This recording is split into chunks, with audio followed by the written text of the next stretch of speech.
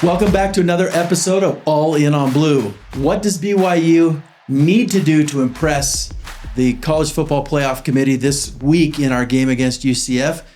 And what does the big win over Wisconsin mean for BYU basketball? We're going to get into that in just a minute. All In on Blue is brought to you by Beehive Broadcast. So make sure you subscribe and follow us. I'm David. We've got BJ, Taylor, and Keith here with us today. What do we need to do this week against UCF to make a statement to the playoff committee? It's got to be a big win. Mm-hmm. It's got to be a big win. It's got to be convincing. If we want any shot at it large, right, we need to make it convincing. We got to win to get in to play Texas Tech. But this is a momentum game for BYU. Momentum game. I worry a little bit. We got to make sure we show up and we don't overlook this. Don't overlook. Yeah. Start thinking about the conference championship already, right? You think about how many teams lose games like this. BYU did last year. I think that Kansas game was a similar game. UCF looks like they have some tempo, right? If we're not paying attention, it could be. They're an explosive team with a lot of good athletes on the team. Inconsistency has probably led to, their record not being as good as it could be, but they're explosive and could be dangerous coming in here if we're not prepared for them. But I do think that where this team is sitting right now, what they've proven with their consistency as a team, I think they'll be ready. I don't really have any doubt that our coaching staff's not going to get our players ready for this game. UCF has played a lot of close games with a lot of good teams this year. And namely, they lost to Cincinnati 20-11. They lost to Kansas by a touchdown. They've played a lot of close games and they've scored a lot of points, maybe in some of their less relevant games, but it seems I'd say inconsistent is the name of the game for them. Yeah. They've got nothing to lose. Right? And they're going to come into this, going against, hey, BYU is 10-1. Here's our chance to come in and put an exclamation point at the end of our season and say, hey, we're better than they're going to want to prove something. If they win this game, they're in a bowl game. They're sitting at 5-6 right now. So they're playing for their sixth win. For a bowl. They're playing for a bowl game. They've got a lot to play for. It could be everybody's last game, or they could fight to get one more together. And that's always a big incentive for a program that's in the state that theirs is in right now. Right. Making a bowl game maybe was their goal this year, right? You don't know. So they're going to be coming in firing, and it's a big game that BYU could get trapped into if we're not careful. And we need to make a statement, I think, in this game of how good we are to the playoff committee. And we need to send UCF back to the Mickey Mouse Club. That's what we need to do. Where did you pull that out of? I like it. Because they're in Central Florida. They're right near. They're all right. I know. Right in Orlando. I know. They're just down the street. They practically train on Disney property. Maybe that explains why they're playing Disney football. I mean, just kidding. I'm just kidding. Going into this week, is this a week that BYU? How does BYU's staff approach this game? Is our playbook, is it just guns a-blazing, or are we kind of, we have to win. It's a must-win game. So how do you think that, are we unleashing the whole playbook? Are we kind of changing up from what we have been, where it's like, we're going to win, but we don't need to blow people out? Or are we finally going to be like, hey, let's blow people out so that we have a stronger chance at an at-large bid? Mm-hmm. If that's what it comes down to. I think they're going to stick with what has worked generally. I do think against this team, especially if I think they're going to want to test out a few things, namely in the passing game with Barrett Bachmeier, and let him open up a little bit more, especially if we get a comfortable lead in the game. We might be down Chase Roberts in this game. With his hamstring. I mean, that's a hard injury to rush back from. You don't want to rush it. And we need him to have a shot. We need him in Texas Tech game. Yeah. Well, it's true, but what do you do with LJ, right? Do you just play him, or you think you shut him down? Or well, I don't know. You shut him down. Maybe you just he's healthy. He's not injured. Well, I don't know. You saw moments in the game this last game where I think he got was banged up tender. a little bit, but he did say right after the game, he says, "I feel great. I'm ready to play another game." Yeah. So, Which is what you will say. Which is what you say until the next morning, and then you're like, And LJ's got, I don't think that any of BYU's players are being like too selfish, but LJ's got a lot to play for. He really, I mean, with the season he's 1,500 had, yards.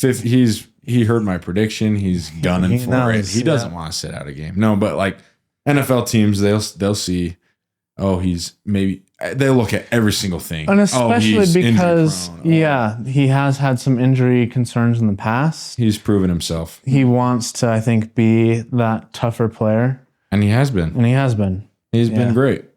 But I don't know. I mean, maybe it's a thing of if we get out to, a 3-touchdown lead within the first half, maybe we do start pulling Oh, I hope so. our guys, and I mean, maybe not out for the entire game, but let Nawahine run more or whatever it Yeah. is, and I hope we take get, some of the load off of them. I hate to say this, but I hope we get a couple series of McKay Hillstead at quarterback near the end of the game. I hope it's not out of necessity. not out of necessity. I hope Bear takes care of his business early on, and it's not worth risking an injury by the end of the game. Right. Yeah. That'll be big, because if BYU's top guys can exit that game maybe without that extra bump and bruise, and without obviously the risk of a big injury, that's going to be key to us going into. So do you think And it's- that is a bigger key, having some rest for those players, or the style points by running up the score a little bit?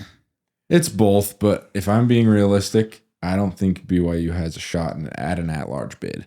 And so style points, what do we care? We want to win the game and beat Texas Tech. I don't think it's going to matter, right? But I mean, if I could only choose one, I would also choose let's be better against Texas Tech than yeah, be worse and lose and pray and hope that we get an at-large bid. Like, if there's only one on the table, I'm choosing that one. yeah, our surefire, because Right. the committee's proven they're looking for ways to keep us out, and so they don't care. It doesn't seem like I don't think a win versus UCF, whether it be massive or small, right? I don't think that's going to sway them being like, oh, they beat this 5-6 team by a lot of points. So stay healthy, win the football game, do what you got to do to win it. Yeah, but I agree, but I do think we have to have a convincing win. Like I do think it hurts us if we, win by one touchdown or win by a field goal, right? We need to go really take care of business. So what do you think is our X factor that gives us that big win? Like, what are we Over needing? UCF? Yeah. Well, think about that really quick, because I'm just saying really quick, bring up, contrary to your point, it doesn't matter if we're not getting in at large. It doesn't matter how much we win by. Yeah, it does for momentum, but there's a chance we get in at large. We're going to need a couple losses, and I'm just still devastated about the committee. UCF is a team that I think we can run on. Okay. I think we can control the line of scrimmage. They do have some athletes. They're going to get some penetration if we do a lot in the backfield. But I think if we run north and south on UCF, I think we can control the game.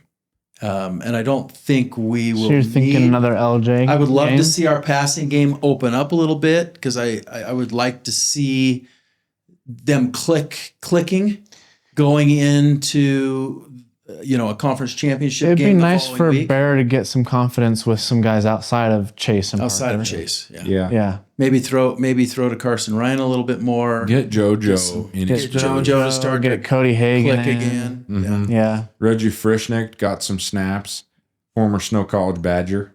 So I think getting the receiver core kind of up to committee, because if Chase is dealing with a hamstring injury, There's a chance he can't play in Texas Tech. yeah, if he's rolling in there thinking, yeah, I'm good, and then sprints for the first time and anything tweaks, then a hamstring's one you can't really play through. Yep. No. So, I mean, whether you both know, we got the old heads that have both torn hamstrings, and I had they're two out of hamstring surgeries, or attaching it to my hip.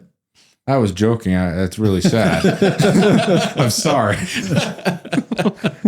I was trying to make a joke, but yeah, anyway. Why don't you tell us? When you watch Pray him for run, David. you can tell. Why don't you tell us how that? I ran so run, I fast mean my jog. hamstring couldn't keep up. Yeah, exactly. David still thought he was in his 20s, and Oh man. I was up here. You'll see it in this week's Turkey Bowl. Yeah.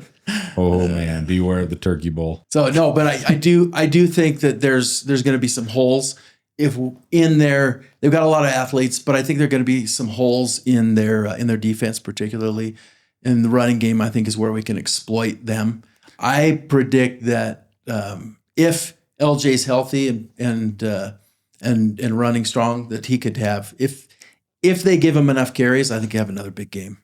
Think another 200-yard game? Or are you looking at like I think it's 100-yard potential. game? I think they'll try to play more balanced going into that game, more as a preparatory game. Because if we start to get a lead, I think they're going to want to open up the playbook and do a few more things in a home game. If it's a tight Stretch the game, muscles if it's a further. tight game, I could see us doing something similar to what we did last week against Cincinnati. yeah, I agree. But I just feel like fine tuning this offense, everyone feeling confidence, really going out strong. I think that's probably the most important thing we can do in this game. I think our defense is going to show up in this game, and they always show up. But I think the more our offense can just have that confidence and just consistently drive down the field, I think that's going to be huge for us. One thing that I saw towards the end of the Cincinnati game that I hope we can see more of this week is BYU had a few drives in that Cincinnati game where they were methodical. They were throw when you need to, but rely on your run game. And we were bleeding clock when we had to. It seemed like we had a command. We weren't relying as much on that big play, right? The big plays are great, but it's really telling when an offense can move the chains consistently and kind of just chow down the field, right? And get down to the end zone. So I hope to see that out of BYU. I think one thing that I think concerns me a little bit, if we play a low scoring game with UCF, their defense has proven themselves. They held Cincinnati to 20 points, right? Other than us, they've held Cincinnati the least amount of points this year. So, and that's not just Cincinnati. There are other games they've done the same thing. So if their defense gets hot, right, and they can shut down our offense, that's maybe our question mark, right? Maybe how's that going to work out with Chase out, with who's banged up? Well, right? they'll be able to put some pressure on our offense for sure. Yeah, exactly. So I would just say if BYU is going to lose this game, it's going to be a low scoring game. And that's how our defense is going to be okay. I have faith in that. But we need to just get our offense rolling and don't let them shut us down offensively. Well, UCF, the game against Texas Tech a couple weeks ago, Texas Tech beat them 48-9. And I think, as much as I don't know that like Taylor said, it may not make a difference, but I think for our confidence, I really think we need to know that we've dominated the game, right? I think if we want to feel like we can go in to the conference championship and play with Texas Tech, I think we have to do something similar. I think that's important for our players to know that we can compete. So what's the score you're looking for? Score predictions, huh? I predict 38-13 BYU. I like it. Are you going to give us like the time? Yeah, the game will wrap up. We'll win 38-13 at approximately 3:00 in the afternoon. Okay. Okay. All right. Mountain time. I was going to say 55-3, but then but realizing that it's a day game, I'm going to say 20-14. No, I'm just kidding. What a change. No, I'm just kidding. No, Wow, the day factor. I think we're gonna hit 42. I think we're gonna have a great offensive outing. I'm gonna say 42-10. to 17. Mostly in the air or on the ground. I think We're we're scoring 42. I think we're getting them in the air. I think we're going to come out and get our pass game going. I mean, we'll get our run game going, but I think that's been a strong point. I think we're going to come out throwing it up. Yep. I'm going to go ahead and predict a 30-13 victory. The Cougars. Mostly on the ground with dabbles of the pass game that give us the confidence we need to go into the next week. 30-13. I'm going to do 35-6. And I think one of our touchdowns is going to be from our defense. I like it. I really like it. I predict that the Rock is going to cause 3 more delay of game penalties in this game. Wow. That's my bold In the prediction. fourth quarter, the game. Delay of game or false start? Or both? Both. Yeah, either way. Yeah. Delay of game. false Only start. 3? Crowd influenced. 11 a.m. kick, right? Is that what we've... That's what we've you got said. word of. Yeah. 11 a.m. kick. So hopefully a little bit warmer on Thanksgiving weekend, right? Yeah. Rivalry week, us and the Knights, right? That's the Knights for Robert. I do worry that we could overlook this game. Like Kansas State. Wait, what score did you predict?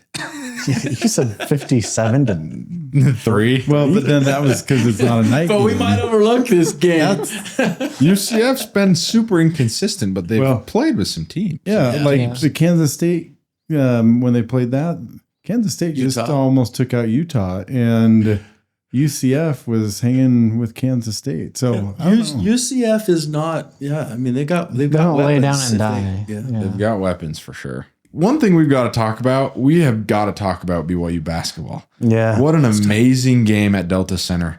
And that's 2 games in a row against very high quality opponents that BYU basketball has proven that at least they belong, right? In this last game. Oh, yeah. We're figuring out how good Wisconsin might be, but well-respected program with athletes out the wazoo. They'll be a top 25 caliber team. Yeah, Wisconsin's not a bad team. Amazing game except for that floor. What's with the trophy floor? I don't know. I loved it. I like it. It's a lot better than the lime green one that Minnesota had a couple nights ago. The thing that's Did you see that one, Ryan? So Yeah, he did. So the reason I think they're all like that is part of the NBA Cup. Well, Yes, it is. it is. But And luckily, they're all bad. They are all bad. And I think the Jazz ones... Well, actually, there's a couple in the NBA Cup that look kind of sick. I don't think the Jazz one's that it wasn't bad. the floor itself that was bad. I was trying to watch the game on that floor. Oh. Well, let's talk It's about like the game. I don't because like the game is watching great. Boise State's. Yeah, it was field. exactly. It's like watching I'm Boise like, State's oh, it's gonna give me a headache. and the clash with the BYU blue against the. So watching that game... It is 1 a.m. Watching that game, you had your pieces, your pillars of BYU's team that you can kind of expect, and I think those pillars are getting taller and taller. Yeah. AJ looks like he doesn't really have a ceiling. Richie seems like he's figured out very well how to play with AJ and Rob. Mm-hmm. Rob Wright nears a triple-double once again with 11 assists and was knocking down shots, right? One thing that I think was different maybe from this game to last game is the role players. Yeah. Mboop really impressed me. He seems like he would be one guy that we would all be raving about if we didn't have the big three. Well, talk about hustle, man. Oh my gosh. Animal out there. Yes, and he's our backup center behind Keita, right? Mm-hmm. He jumps a passing lane, picks off a pass, goes in, Euro steps between 2 Wisconsin defenders. It's just him, 1-on-2. Euro steps, dunks over one of the guys. Mm-hmm. I'm like, there aren't centers doing that, and Mboop just did it. Diamande played well. I mean, our role players just are showing the depth of this team. Well, when AJ left the game, right, in foul trouble and for most of a quarter, foul calls. For almost Phantom foul calls. True. But when he was out, we continued to extend our lead. Yeah. That was super impressive. and the defensive side of the ball. That's one thing with this team. They're young. They're just learning to play together. We knew from the very beginning we had weapons. They're starting to play together. This was a big step as far as team defense from the game against UConn. A lot better communication, a lot better switching. Big step up. If they continue to progress like they have, or even maintain what they're doing, this is a Final Four team. Oh man, This is a Final Four team. I just love that not just our stars on the team are starting to play better, but I think the outside shots coming, I felt like preseason for 11. Yeah, I feel like preseason, I expected us to be a pretty good shooting team. And then I wasn't seeing that in the games. And so, second half of the UConn game and then all of this game, I just felt like, man, we are a good shooting team. It's coming around, and which opens up everything else. And they were passing the ball better, though, than even the second half in UConn. That was kind of the AJ show to a large extent. They were moving the ball. This was a lot. This better, was a team win. For they've all been team wins, I guess, but this one felt the most like a unit, and everybody contributed. Everybody stepped up when they were needed to. And Wisconsin couldn't come up with any answers. And Wisconsin's a very good team. And we're still down people. About it. Like we still don't have our full roster. Yeah.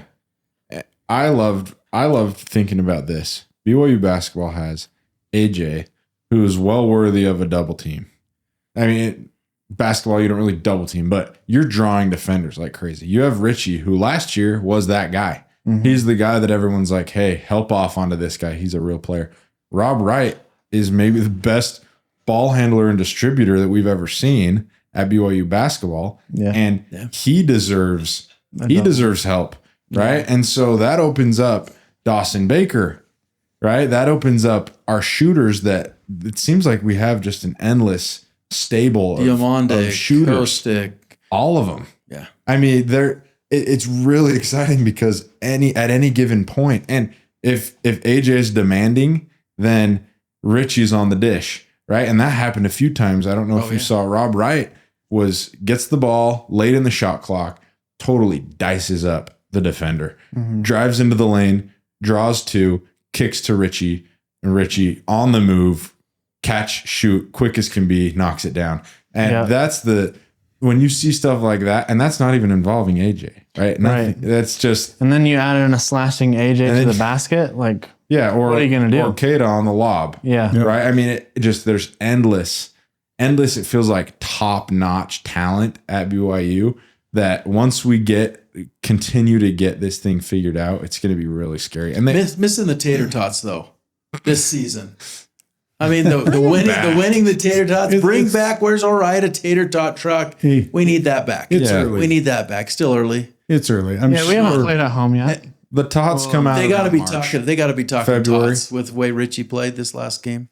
He was knocking down his shots. Mm-hmm. Richie seems to he's going to score his points, but it's good to see him know that his shot's there, and because his shot now is going to be a lot of catch and shoot, which I think is better for most players. He did a lot off the dribble last year, and he's seemed to adjust really well. I just love how athletic AJ is. There was a play, he was backing down a player, a fairly tall player, right on him. He did his spin. He goes up, fade away. And I thought, man, this guy might have a chance to block him. And I'm sitting there like, ooh. And all of a sudden, AJ just goes up and the guy's at his elbow. He wasn't even close. Yeah. I mean, it is just incredible. He is so athletic. With AJ and Rob Wright, the two of them are always going to draw two defenders. They almost have to, because of their ability to move with the ball and get open shots on their own, especially AJ, right, with his length. But Rob Wright, his ability to move, I predict Richie Saunders this year is I don't think we've seen his ceiling. He maybe had his best game ever against Wisconsin, but he's going to get so many open shots. Yeah. Because he's an afterthought in right now. Well, yes. And not just that, but you almost can't double team him because The other two will you can't. totally make you pay if you're trying to double team Richie. Yeah. And it's really crazy because the college basketball schedule is a complete gauntlet. I'm not saying the coaches don't, especially in the Big 12. The coaches are well prepared. They watch a lot of film. But how do you prepare when you're playing Wednesday night against Kansas and Darren Peterson? And then you're traveling to Provo and you're playing AJ, Richie, Rob Wright, Keita, Dawson Baker, Mboop, Diamande. I mean, how do you teams do it, right? I'm not saying they don't, but there's just a lot to pack into a scouting report and a practice and it's a lot. It's really a gauntlet in basketball, and the travel is nagging. Football travels once a week. Basketball, they're on the road. Traveling. It's crazy. So, well, during that game, the thing that impressed me most out of anything else is I swear the whole game, I looked up, we're up by 10. I was working and watching and everything else. And all of a sudden we're up by 15. It didn't feel like we had this big run, and all of a sudden we're up by 30. Like, it was just consistent. Right. We just kept going. We're dominating. Which against without AJ in for most of that run to get us there. Which against a top 25 team, shouldn't happen like that. Yeah. That was I love that it was just consistent pressure. They just kept going and kept going. Well, and even then at the end of the team, I mean, what a beautiful finish to see guys coming off the bench. Staten comes in, that dunk at the end of the game. Who was it who dished that to him? Was that who was that? I think it was. Was it Kostick or was it Kostick with the two big threes? Oh yeah, he comes in. Yeah, was it Kostick? Can't remember. Yeah, I don't know, but it was a beautiful dish to Staten for the dunk and finish that off. Here's my thought: our bench is strong. Our bench is deep. If you find yourself on this team, Kevin Young's not going to have you on his roster if he doesn't believe that you can be. He doesn't have any throw-ins. Mm-hmm. Everyone that he's selected has been hand selected for a specific purpose because he sees potential in you. He doesn't seem like the guy that's like, oh yeah, you can. I mean, BYU basketball is well past that.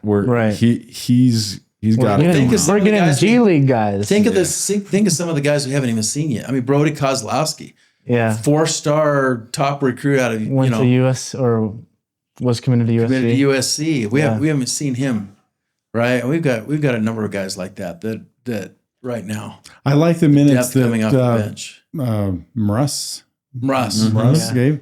I liked having. He's a baller. Yeah, he's a baller. He can shoot. Yeah, that's the name of the game for BYU right now. We can shoot, but it's also a level of athleticism we've never seen. Yeah. Even when we've had good teams, like go back to 2011 when we had Jimmer Fredette, that was the most pieced together team. Like that was just kind of like somehow it worked, but it wasn't crazy. I mean, Noah Hartsock was our big guy, right? And compare that. Love Noah Hartsock. That was my favorite BYU basketball team ever. Jimmer Fredette's crazy, not the craziest athlete, right?